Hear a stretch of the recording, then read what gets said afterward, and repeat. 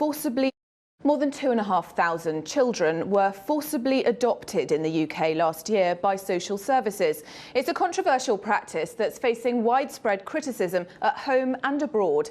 Daniel Hawkins met one family who've experienced the ordeal. A room made for a little princess, but these toys will remain unused and the baby cot has never been slept in. Jane Harley's granddaughter has never even been home. After being born, the child was removed straight from hospital by the police and social services to prevent what they claimed was a risk of future emotional harm because of the father's criminal record. I went into the room, there were police there, 2 police officers and social services, and my daughter was crying and begging me to help her, and I said, "What's happening? What's going on?" The police told me to shut up, and every time I said, "Why are you doing this? What's happening?" I was told to shut up. Social services said that they were taking the baby. Jane and Neil applied to be guardians of the baby, offering to meet any conditions set out by the authorities and undergoing numerous assessments. But after a lengthy legal battle, the child was put up for permanent adoption. We would give our lives for our granddaughter. She loves us. She calls him Dad, Dad, me, Nan, Nan.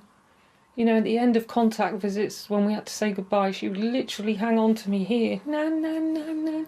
She'd go all red in the face and they'd have to literally prise her off. One time it took 3 attempts to force her into the car seat. She was hysterical, screaming my name. Can you imagine what that's like? And I just have to stand there and let her go. Jane and Neil's story is part of a wider pattern. The last 5 years have seen a growing trend of forced removal and adoption through secret courts. The latest period saw nearly 2,500 forced adoptions. That's the equivalent of more than 250 classrooms of children. The UK is one of only 2 EU countries to use such heavy-handed policies, forcibly taking children from families before any allegations have been made, with evidence only from a small team of experts.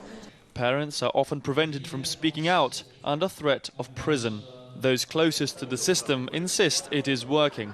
We do put children first, whoever their parents are. Our legislation is very clearly based upon the welfare of the child principle, and sometimes that does get us into conflict with parents, but that's our legislation. There's no doubt that social services do crucial work, keeping many children safe from abuse. But the practice of forcibly taking children from their families who've never committed a crime and never harmed a child is becoming increasingly controversial, both with British and European families, as well as experts.